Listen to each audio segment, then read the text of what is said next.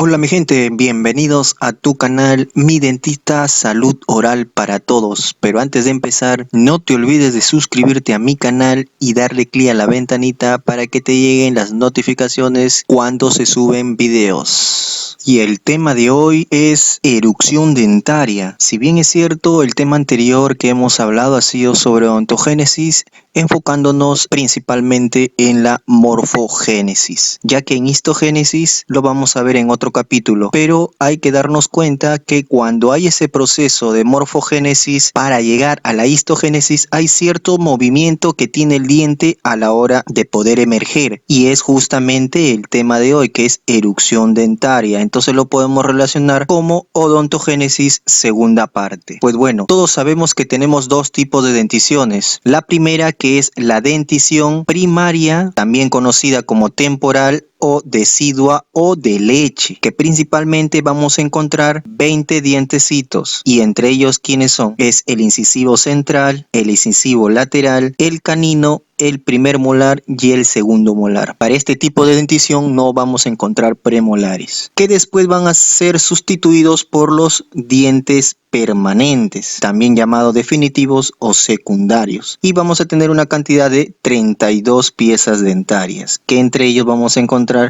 un incisivo central, un incisivo lateral, un canino, un primer premolar, un segundo premolar, un molar, el segundo molar y el tercer molar, que también es conocido como la muela de juicio o el diente de juicio, y estas molares también se las pueden decir como cordales. Pues bien, tenemos que saber las distintas funciones que tienen estos dientes. Sabemos que hay 4 tipos de dientes, que es el incisivo, que su función sería principalmente la de cortar, el canino, que su principal función sería desgarrar, y la del premolar hay que tenerlo en cuenta. ¿Por qué? Porque justamente tiene cúspides similares al canino, así que también ayudaría al momento de desgarrar los alimentos, ¿no? Los premolares también, juntamente con los molares, ayudarían a triturar y moler los alimentos. Entonces, esas serían las funciones principales de estos dientecitos. Entonces, tenemos que saber que justamente la erupción dentaria se da a partir de los 6 meses y que se completa a los 3 años, y que esperamos nosotros que el periodo de mudación, o cuando caen estos dientes o cuando se exfolian los dientes, llegaría hacia los 6 años. A los 3 años hablamos porque se completa todos los dientecitos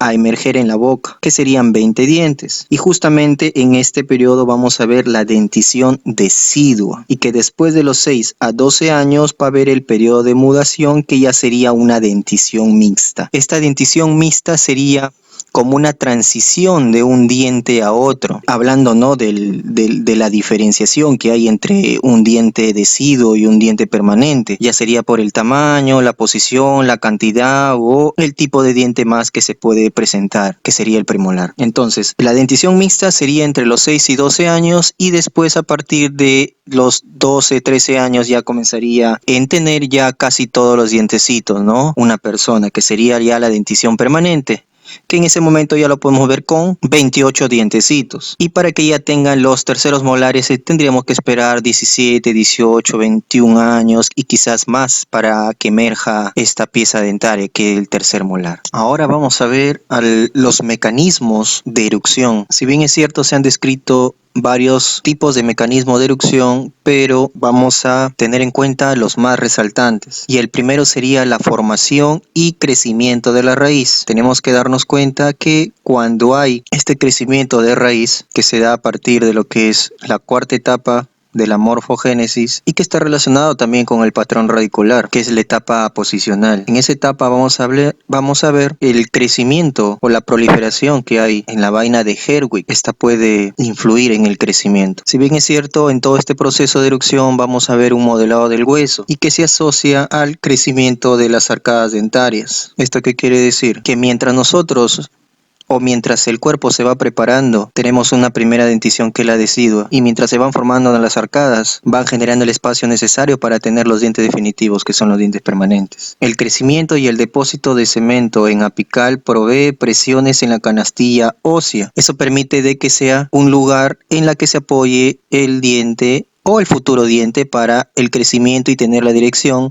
hacia dónde emerger. El crecimiento del la raíz actúa como impulsador del diente, presionando el fondo del alveolo y haciendo que el diente eruccione hacia la cavidad oral. El diente crece como consecuencia del apoyo de la raíz sobre una base inamovible, que es el hueso. Pero, como toda teoría, porque estamos hablando de distintas teorías, han hecho algunas investigaciones y hay evidencia clínica que dice que hay dientes que erupcionan sin tener raíz y que hay dientes que teniendo raíz no erupcionan o no emergen, y quedaría como resultado no una evidencia de por qué emerge el diente, o no hay una exactitud para poder decir que este es el motivo por la cual emerge el diente. Entonces, vemos allí en una radiografía que el diente no está erupcionado, teniendo la raíz completa. No sería el motivo por la cual emerge el diente. La segunda teoría sería el crecimiento del hueso alveolar. Si bien es cierto, el momento de erupción del diente, vemos que hay un cambio en el saco dentario, que se convertirá en el hueso que rodearía a la pieza dentaria. Entonces, ¿qué dice esta teoría? Que en el momento de erupción va a haber una parte de reabsorción y una parte de aposición ósea, y que conllevaría al desplazamiento del diente hacia oclusal. En investigaciones se han visto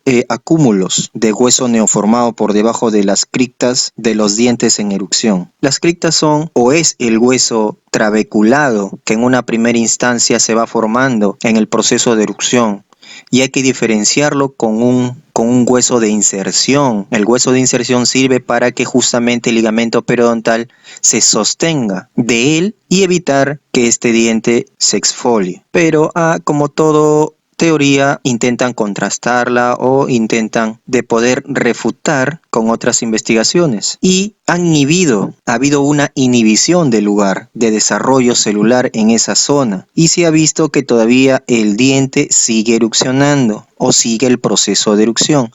Así que tenemos otra teoría que no avala el motivo de la erupción dentaria. Entonces ya tenemos ahora una tercera teoría que significa presión vascular e hidrostática del conectivo periodontal. Esta teoría nos dice que por motivos de aumento en la presión vascular y del líquido tisular en los tejidos periapicales provocarían de que esta pieza dentaria erupcione. Si bien es cierto, al principio de esta pieza o germen dentario, hablando específicamente en el momento que se da germen dentario, cuando el saco alveolar le sirve de fuente nutritiva al órgano del esmalte, que después se pierde por una posición de tejido y que después en la papila dentaria comienza a formarse esos vasos y comienzan a nutrir. Este momento de diferenciación que tiene la papila dentaria formando los vasos sanguíneos, se cree que esta presión que se genera a ese nivel y en los tejidos circundantes sería la base importante para que se produzca la emergencia o la erupción de este diente. Pero nuevamente se busca una manera de poder corroborar si es que esto es cierto, y se ha visto que en evidencias clínicas han sacado lo que es la pulpa dentaria o han tratado de poder medicar con fármacos hipotensores para ver si es que se podía retrasar la erupción dentaria, pero no, sigue habiendo la erupción como tiene que ser, así que no sería un motivo definitivo por la cual sigue erupcionando el diente. Y por último tenemos una cuarta teoría, que es tracción del componente colágeno del ligamento periodontal. Si bien es cierto, en un principio lo que sería el ligamento periodontal es la membrana periodontal. Esta membrana periodontal se desarrolla y sufre cambios de orientación en el proceso de diferenciación del ligamento periodontal, lo que provocaría el cambio de dirección que tendría la emergencia del diente, contrayéndolo y provocando que el diente emerja. También se dice que justamente en la zona apical o en la zona base del diente hay un tipo de ligamento en forma de hamaca que a la hora de pasar por cambios continuos actuaría directamente sobre el crecimiento del diente. Este ligamento en forma de hamaca viene a ser un entremezclado de los componentes, ya sea de la papila dentaria, del saco dentario y justamente de la membrana periodontal. Como ya habíamos visto antes, el no tener raíz no haría que el diente no emerja. Entonces, al no haber raíz, tampoco hay tejido de inserción. Entonces, esta teoría no avalaría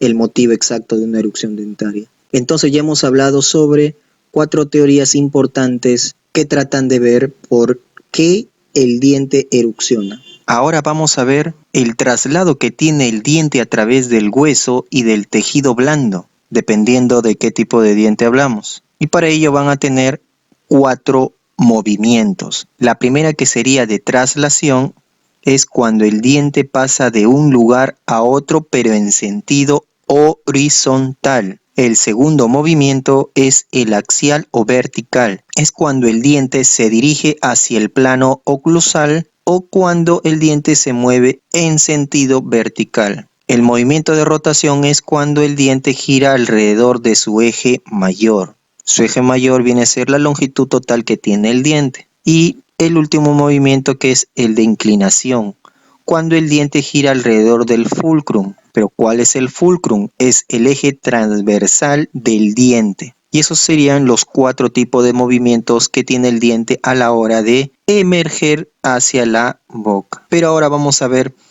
los momentos, las fases o etapas, que también es conocido así, que tiene el diente a la hora de emerger, que serían los movimientos fisiológicos. El primer movimiento sería el movimiento dentario preeruptivo, que es el movimiento de los gérmenes dentarios deciduos o permanentes dentro del maxilar antes de su erupción en la cavidad bucal. El segundo movimiento sería el movimiento dentario eruptivo prefuncional. Es cuando emerge o cuando erupciona propiamente dicha hasta alcanzar su posición funcional en la oclusión. El tercer movimiento sería el movimiento dentario poseruptivo o funcional. Es cuando hay contacto entre dientes antagonistas cumpliendo su función. Es para mantener al diente en oclusión y compensar el desgaste oclusal y proximal de los elementos dentarios. Estos serían los 3 tipos de momentos, fases o etapas. Y ahora lo vamos a detallar un poquito más para poder entender qué es lo que ocurre en cada uno de ellos. En la primera etapa de erupción dentaria, que sería la etapa preeruptiva, hay una completa formación coronaria y el órgano del esmalte se ha transformado en un epitelio reducido. Ya habíamos hablado de que justamente hay una apoptosis de las células de retículo estrellado y que los macrófagos que hay en los vasos sanguíneos o en la sangre, mejor dicho, provocarían que este retículo estrellado se redujera, para así tener el nombre de un epitelio reducido, hablando de todo el conjunto que sería el órgano del esmalte. Exteriormente del saco dentario, el saco dentario comienza a diferenciarse y vemos que hay un crecimiento óseo. Ese crecimiento óseo sería los alveolos primitivos, que para poder entender este crecimiento óseo básicamente es un hueso trabeculado que serviría como canastilla o una cripta que rodea justamente al diente. Este hueso trabeculado serviría para proteger al diente y que tendremos que diferenciarlo de un hueso fasciculado o de inserción, que es justamente cuando el diente ya ha erupcionado y en ese lado o en ese hueso estarían implantados los ligamentos periodontales en sus distintas direcciones. Hay que ver que en los dientes primarios este hueso no los tapa totalmente o no lo rodea totalmente al diente deciduo o al diente primario, ya que lo único que lo separa de la mucosa bucal es el tejido blando, mientras que al diente permanente, que se encuentra inferior, ya tienen una cripta ósea que lo rodea completamente, pero siempre tienen una parte que está expuesta, que sería el gobernaculum dentis. Este espacio que se genera se cree que sería como una guía del diente permanente que tiene para poder seguir el camino del diente deciduo a la hora de exfoliarse. Ya eso lo vamos a detallar más adelante, pero que vemos que su cripta ósea no sería completa. Entonces, la formación de las canastillas óseas comienzan en los dientes anteriores y generalmente están abiertas hacia incisal y cerradas o casi cerradas en oclusal en los dientes posteriores. para poder diferenciarlo. Bueno, este espacio se llama gubernaculum dentis. Ahora vamos a ver la segunda etapa, que sería la etapa eruptiva prefuncional. Ya hemos dicho que se inicia con la formación radicular o cuando esta comienza a emerger y termina cuando ya este elemento tiene contacto con su antagonista. Acá vamos a ver el desarrollo que tiene la raíz, el desarrollo que tiene el ligamento periodontal y la diferenciación del periodonto de protección, que es la encía y la unión dentogingival. El desarrollo de la raíz va acompañado con el movimiento de la corona, que después hay una fusión de dos tipos de epitelio, que es el epitelio bucal y el epitelio dentario reducido del órgano del esmalte, que se atrofia y constituye lo que ya habíamos dicho, el epitelio dentario reducido. Como bien es cierto, para poder facilitar la emergencia de este diente, las células centrales se degeneran y se necrosan por la falta de irrigación, porque hay una presión que ejerce esta emergencia del diente.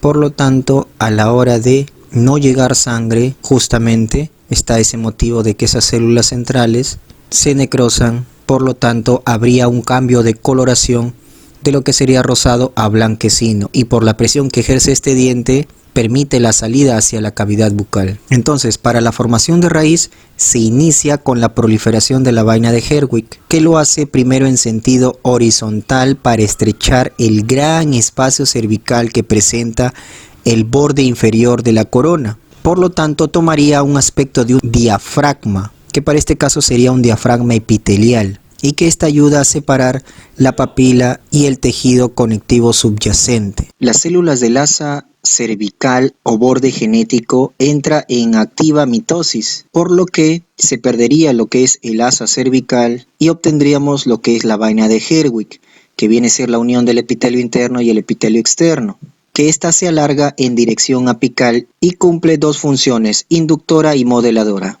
Inductora porque la ejerce sobre la papila dentaria, haciendo de que esto se diferencie en odontoblastos radiculares, y modeladora porque determina la forma de las raíces por medio del diafragma epitelial, ya sea para formar un diente uniradicular, birradicular, triradicular, respectivamente. A partir del tejido conectivo del saco o folículo dentario se diferencian los cementoblastos, que sería el tejido que rodearía a la dentina formado por los odontoblastos radiculares. Ahora, si la predentina radicular alcanza los 4 o 5 micrómetros de ancho, comienza la mineralización de la dentina y la vaina se fragmenta y formaría los restos de malacés, que quedan alojados en el periodonto, y en algunas veces está relacionado a la formación de quistes o estarían integrando el epitelio de algunos quistes. Ahora vamos a ver la formación del ligamento periodontal.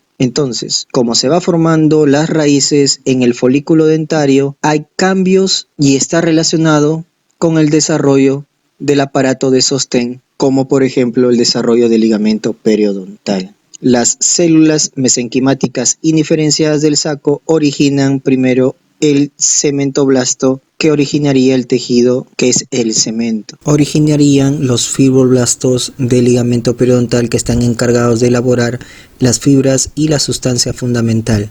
También originarían los osteoblastos del hueso alveolar. Hay que saber que en el extremo apical se observa el ligamento en forma de hamaca, que es el entremezclado de las fibras próximas a la papila, saco y periodonto en formación. Se dice que este tipo de ligamento en hamaca serviría como base o plano fijo para que se mueva el diente. Ahora, en la tercera etapa, que sería la etapa eruptiva funcional o poseruptiva, se da desde el contacto con su antagonista hasta la pérdida del mismo por causas diversas. Hay que recordar que estos movimientos siempre van a seguir, aunque lentos, pero la erupción no se va a perder. Hay que tener en cuenta que por la pérdida de un diente hay una desorganización de los dientes y buscarían tener el contacto que corresponde.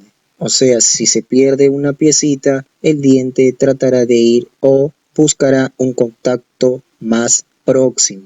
Mayormente se ve que por la pérdida de una pieza hay mesialización de las piezas adyacentes y que sería importante mantener sus piezas dentarias en los lugares que corresponden. Como les decía, una vez ya formados los dientes permanentes y ya erupcionados, vamos a ver un movimiento de acomodación que tienen estas piezas dentarias. ¿Por qué los tiene? Para poder adaptarse al crecimiento de los maxilares, que esto se da mayormente o más o menos entre los 14 y 18 años, ya que en este tiempo son en los que se producen movimientos más activos. Después hay otros movimientos para compensar el desgaste oclusal y proximal del diente. Si bien es cierto, el diente comienza a depositar cemento secundario en forma continua, que se da principalmente en el ápice para poder compensar el desgaste oclusal fisiológico que se da. Después hay movimientos para compensar el desgaste en los puntos de contacto, ya que este diente puede moverse hacia mesial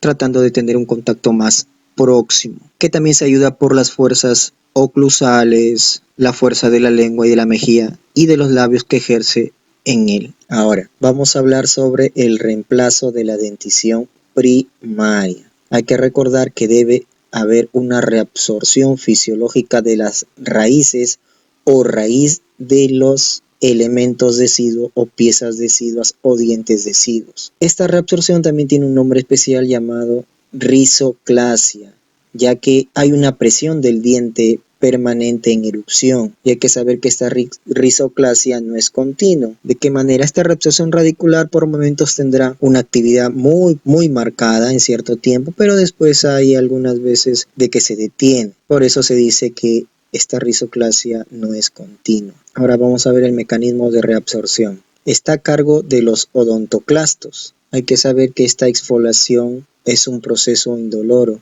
Se sabe que el gobernaculum dentis prepara el camino para la erupción del diente permanente. Ahora, mientras en el diente deciduo hay reabsorción de él, en el diente permanente vamos a ver movimientos preeructivos y eruptivos prefuncionales, ya que esto es gracias al crecimiento de la raíz del diente permanente. Ahora vamos a ver cronología dentaria tanto en dientes deciduos como permanentes. Como ven en la imagen, están el tiempo de cuándo tiene que erupcionar cada uno de los dientes, tanto en dientes deciduos como en dientes permanentes.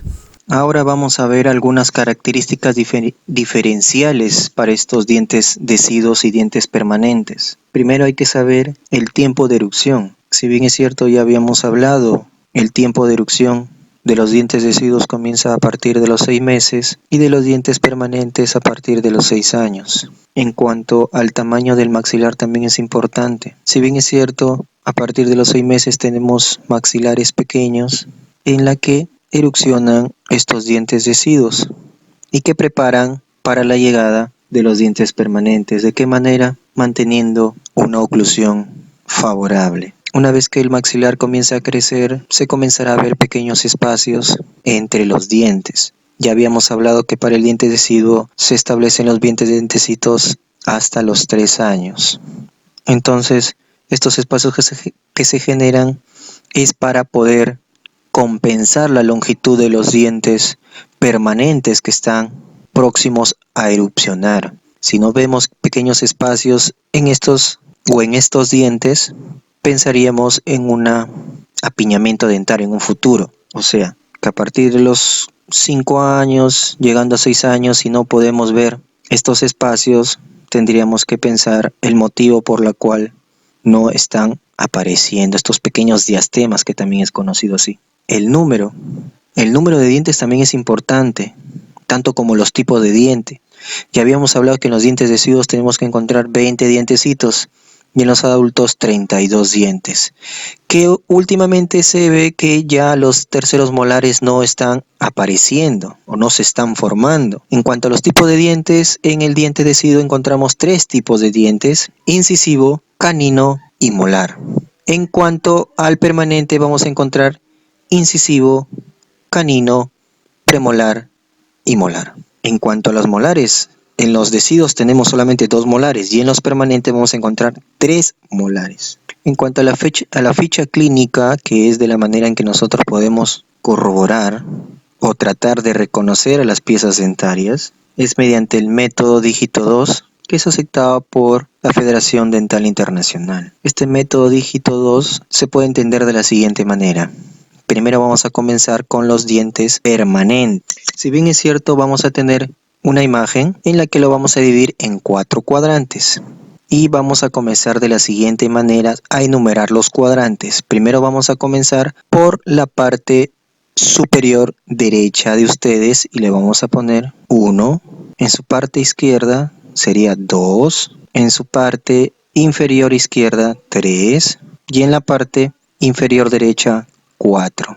Si bien es cierto, nosotros hemos dicho que el método es dígito 2. Entonces ya tenemos el cuadrante perteneciente al diente que nos vamos a enfocar, que sería el primer dígito. Y el segundo dígito sería el conteo que se da a partir del centro, o sea, de la parte más mesial hacia la parte más distal. O sea, que para el incisivo central sería el número 1, incisivo lateral 2, canino sería 3 y así sucesivamente hasta el tercer molar, que sería 8. Entonces, el primer dígito sería el lugar del cuadrante donde está el diente y el segundo número sería la posición que tiene el diente en cada hemiarcada. Entonces, seguiremos por la localización o el método de reconocimiento mediante una ficha clínica a los dientes deciduos. De la misma manera vamos a tener una imagen y lo vamos a dividir en 4 cuadrantes y vamos a comenzar de la parte superior derecha de ustedes contando para los dientes deciduos como 5, superior izquierda como 6, inferior izquierda como 7 e inferior derecha como 8. Eso sería el primer dígito para los dientes deciduos y el segundo dígito sería por la posición que tiene el diente en cada hemiarcada. O sea, el incisivo central sería 1, incisivo lateral sería 2, canino 3, primer molar 4 y segundo molar 5. Entonces ya tendríamos los 2 dígitos para el reconocimiento en una ficha clínica. Y este sería el método dígito 2 que es aceptado por la Federación Dental Internacional. Entonces, estas serían las diferencias que tenemos en cuanto a las características de un diente deciduo y permanente en cuanto a la erupción dentaria. Ahora vamos a ver algunas alteraciones de la cronología y vamos a ver o lo vamos a agrupar en distintas maneras. Lo vamos a agrupar en factores genéticos o congénitos. El primero sería el síndrome de Gorlin-Goltz. ¿Qué pasa en este síndrome? Hay un retraso en erupción por la presencia de numerosos quistes que crean una barrera física. Entonces hablaríamos acá de un retraso en la erupción dentaria. Por ejemplo, si a este pacientito le tendría que salir sus dientecitos a los 6 meses, en este síndrome provocaría que sus dientecitos comenzarían a erupcionar. Sería 8, 9, como por ejemplo. Ahora, la disostosis cleidocranial y el síndrome de Apert también provocarían un retraso en la erupción por la presencia de dientes supernumerarios que crean también una barrera física. Y ahí tendríamos que buscar algunas otras soluciones para poder tratar de que estos dientes erupcionen. La fisura palatina también provoca un retraso en la erupción dental. El síndrome de Down también provoca alguna ausencia congénita de algunas piezas dentarias. También hay retraso en la erupción y que esto se da por el retraso general del crecimiento y desarrollo que hay en esta persona. Ahora vamos a ver algunos factores sistémicos. En cuanto a la nutrición, una desnutrición puede alterar la calcificación dentaria y posible retraso de la erupción dentaria. En la disfunción endocrina, como por ejemplo el hipotiroidismo, puede afectar el desarrollo y la erupción dentaria. También por el déficit de la hormona de crecimiento también puede haber un retraso de la erupción. La quimioterapia también es un problema importante, ya que en la quimioterapia este método no reconoce a células buenas y células malas. Por lo tanto, habría una alteración en el desarrollo de los dientes, que hablaríamos de un retraso de la erupción. Y en los factores locales, por ejemplo, el retraso, ¿cómo se daría? De la erupción dentaria. Al haber una pérdida prematura de un diente deciduo, vamos a ver de que, como ya les dije, el diente va a tener que tener un contacto más próximo, por lo tanto la brecha o el espacio que habría de diente en diente comenzaría a cerrarse y provocaría que el diente no erupcione al tiempo adecuado. Por lo tanto, estos problemas de espacio generarían un retraso en el diente. Y como ya se les decía, al cerrar esta brecha provocaríamos que este diente buscase otro lugar o otra manera distinta de erupcionar, provocando una erupción ectópica. La persistencia también del diente deciduo provocaría un retraso de la erupción dentaria por lo del diente permanente. Una anquilosis también puede provocar un retraso de la erupción dentaria. El cemento se uniría al hueso alveolar. ¿Cómo provocaríamos un adelanto de la erupción dentaria? Por una extracción anticipada, pero hay que recordar que este espacio se puede cerrar y por lo tanto nosotros ¿qué haríamos?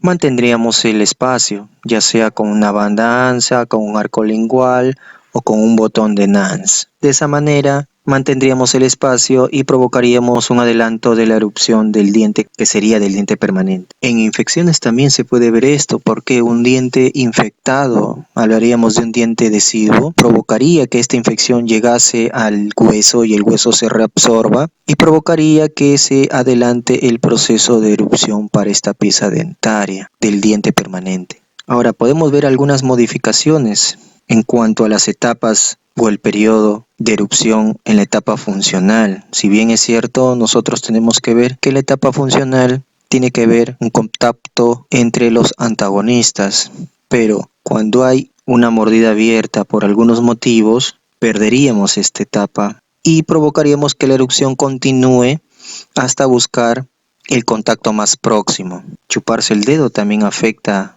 mucho la dirección de los dientes, ya que estas fuerzas que se provocan a la hora de succionar harían de que el diente tome otra dirección, por lo tanto se perdería el contacto con su antagonista. Y estos serían algunas alteraciones o factores que alterarían la cronología de la erupción dentaria. Y esto sería toda la información que quería brindarles. No se olviden que si tienen alguna duda o alguna pregunta, escribir en la caja de comentarios. Espero que te haya gustado este programa. Nos vemos.